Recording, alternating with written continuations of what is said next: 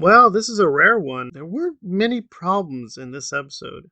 The biggest issue, of course, are the lore violations, and those were real, and the timeline is very, very wonky. I'm not quite sure where we are. I have to be honest. It seems like we're skipping back and forth, so that was a little jarring. But overall, I gotta say, this is one of the best episodes in television history. It was so jaw-droppingly beautiful. It's so insanely beautiful in many places. And the soundtrack I've criticized for not being in sync with the scenes. Not here. The soundtrack perfectly matched almost every single scene. The acting was superb. The characters felt very coherent. A lot of mysteries were cleared up. There's still some ambiguities, but they did answer a few questions, I think, very well. And I've not been the biggest fan of the Harfoots, but I think mixing tragedy with heroism, I think there was pretty strong. Again, yes, we are changing the lore slightly or radically in some ways, but it feels like we have now a cohesive story. And a lot of things that were very confusing or frustrating earlier in the season, now they do make a whole lot more sense. And yeah, it was just, there's very little to complain about. But although I do want to give the individual episode a really high score, we got to play fair. This is a season finale, so a finale does have to do double duty, be a good episode unto itself, but also wrap up a season, provide some thematic unity, and guide us to the next season. I think they did that pretty well. But the problem here is what is so good about this episode is what was lacking the other episodes, that it just felt a little too fragmented. Like we were getting bits and pieces of the story, but not really full stories themselves.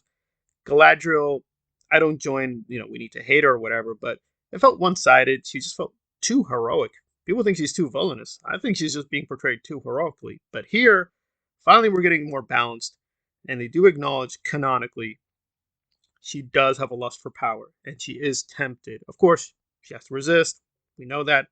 But they do acknowledge there's something more going on here. She's not just there to save people or help people. It's not just even a lust for revenge. She does have a thirst for power. So I'm glad they finally got to that. It took a while, but they finally did it, and I'm glad they did. So now we have a much more full character who has both this yearning to do good and willing to do evil to do good, but just a yearning to dominate, and that is very well displayed.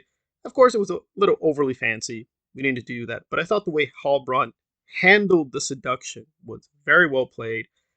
It may have been a little too obvious if you're a book fan. If you're not a book fan, it was very delightful the way he was very indirect and playing up to the egoism of the elves in terms of drawing them closer to what he wanted them to do. So, strong characters, pretty strong dialogue, great soundtrack. The effects mostly came together. I would say there is few flaws I found in terms of the symbolism being a little too similar. Like the bad guys use fire, they're wearing white, red. The color coding is a little simplistic. The good people are gold and yellow, and the bad people are red, white, and black. So they need to be a little bit more sophisticated in terms of the subtleties of the symbolism. Also, this felt the most closest to Tolkien in terms of tone and language, but I think that's also a bit of a bad thing. So definitely Tolkien loved Shakespeare and he loved the Bible.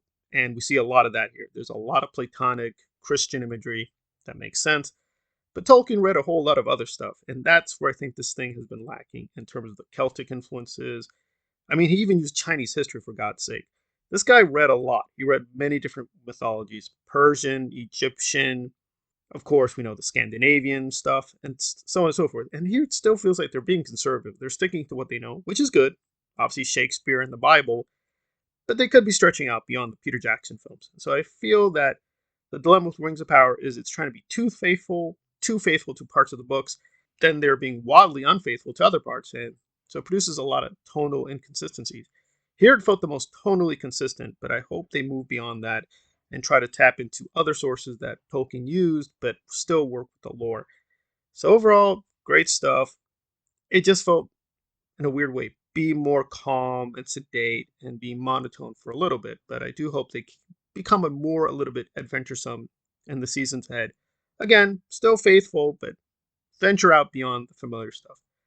So I'm going to give this individual episode a very high score of 8.65, but we have to balance out with the weaker parts of the season. So I'd be forced to say when we do the average it would come out to an 8.35 because there were too many needless mysteries and twists.